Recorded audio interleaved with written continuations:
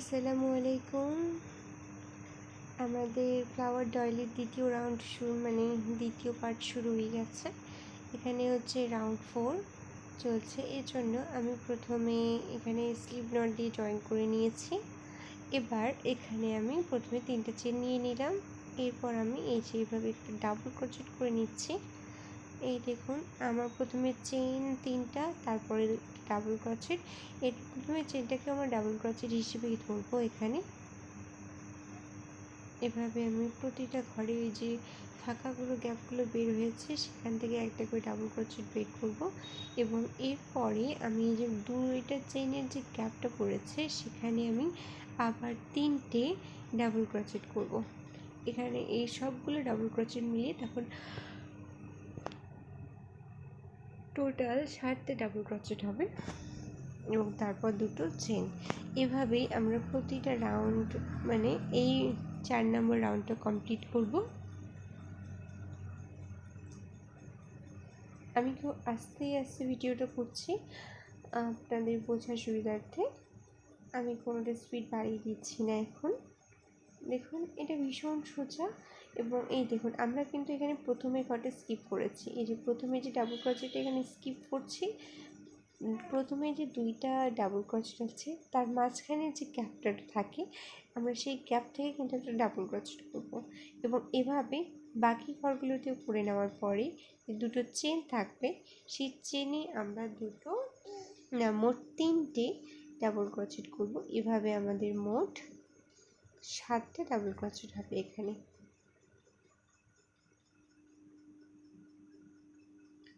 এখানে 4টা হয়ে গেছে।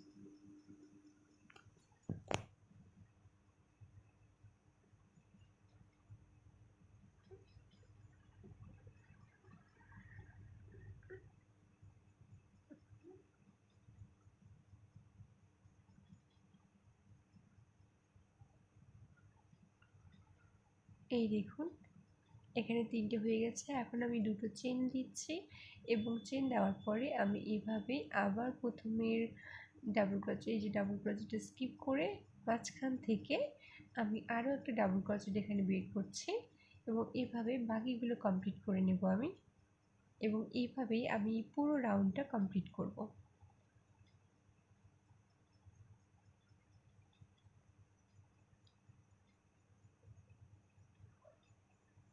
এই দেখুন হয়ে গেছে। এবার আমি এখানে এই যে প্রথমে যে চেনটা করেছিলাম আমি 3টে চেন, এবার 3 নম্বর চেনটার মাথা থেকে আমি এটাকে জয়েন করে দিচ্ছি। এভাবে কিন্তু আপনারা প্রতিটা রাউন্ডে জয়েন করবেন এবং এর সঙ্গে আমাদের শুরু হচ্ছে 5 নম্বর রাউন্ড।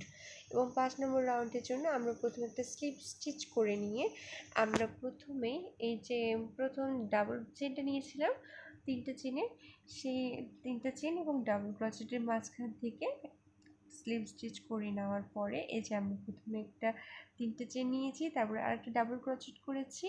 এভাবেই কিন্তু আমাদের প্রতিটা রাউন্ড কিন্তু আমাদের কমপ্লিট করতে হবে। এর জন্য আমি এই যে দেখুন আরও একটা ডাবল ক্রোচেট করে ফেললাম এবং এভাবেই আমাদের কিন্তু এই রাউন্ডে কটা থাকবে জানেন? মোট 9টা ডাবল ক্রোচেট হবে। মোট 9টা। গুনে গুনে দেখবেন, প্রথমের যে আমরা চেনটা নিয়েছি 3টে চেন, সেটা কিন্তু ধরতে হবে ডাবল ক্রোচেট হিসেবে। মনে রাখবেন এই বিষয়টা।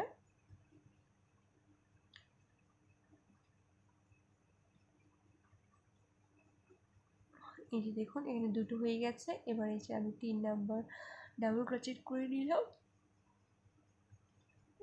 এবং এখন আমি এখানে 2টো চেন করেছি এবং আগের মতো এই যে প্রথমের ঘরটা কিন্তু আমরা স্কিপ করছি। করার পর প্রথম যে ডাবল ক্রোচেট 2টো রয়েছে তার মাঝখান থেকে আমরা আরও একটা ডাবল ক্রোচেট করে নিলাম। এভাবে কিন্তু আমরা প্রতিটা রাউন্ড কমপ্লিট করব এবং এখানে আমাদের মোট ডাবল ক্রোচেট হবে মোট 9টা করে ডাবল ক্রোচেট, তারপরে 2টো চেন, আবার 9টা ডাবল ক্রোচেট, আবার 2টো চেন। এভাবেই আমরা এই পুরো রাউন্ডটা কমপ্লিট করে নেব।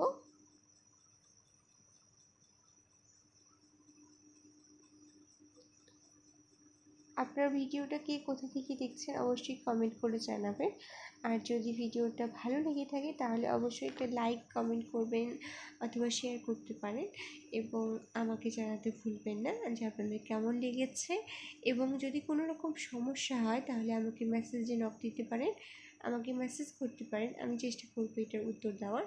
এবং এর সঙ্গেই আমাদের এই 5 নম্বর রাউন্ড কমপ্লিট হয়ে গেছে। আমি যে প্রথমে চেনের সঙ্গে এটাকে অ্যাটাচ করে দিচ্ছি এবং এর সঙ্গেই শুরু হয়ে গেল আমাদের 6 নম্বর রাউন্ড। এবং আমি এখানে প্রথমে দেখুন একটা স্লিপ স্টিচ করে নিলাম, কিন্তু এই স্লিপ স্টিচটা কিন্তু মাস্ট না করলে কিন্তু আপনারা যদি ওখান থেকেই যদি আবার চেন তুলতে শুরু করেন তাহলে কিন্তু আপনাদের ফুল দেখতে বাজে হয়ে যাবে, একদম বাজে হবে এবং যেটা প্রপার শেপে আসবে না। এই জন্য আমাদেরকে প্রথমেই একটা স্লিপ স্টিচ কিন্তু করে নিতে হবে। এবং এরপর আমাদের আরও 3টে চেন, এবং মনে রাখবেন প্রতিটা রাউন্ডেই কিন্তু আমরা যখন শুরু করব তখন সেখানে 3টি করেই চেন হবে, 3টে চেন তারপরে একটা ডাবল ক্রোচেট, তাহলে কিন্তু মাপচুপটা সমান হবে। এবং এভাবেই আমরা আবার এই যে এখানে ডাবল ক্রোচেট করে নিচ্ছি, এবং এখানে কিন্তু আমাদের মোট 11টা ডাবল ক্রোচেট হবে। এই যে গ্যাপের মধ্যে 3টে আর এদিকে হচ্ছে মোট 8টা।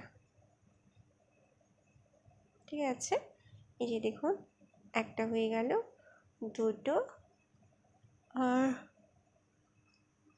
এই যে 3টা।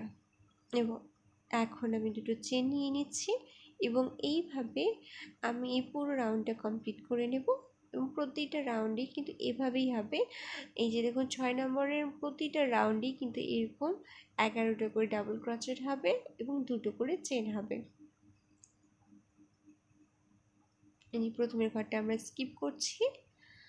এই ঘরটা কিন্তু স্কিপ যদি না করি তাহলে কিন্তু আমাদের যে ফুলটা আছে সেটা একটু বেঁকে যাবে না, মানে সোজা হয়ে উঠবে, আর আমাদের ফুলের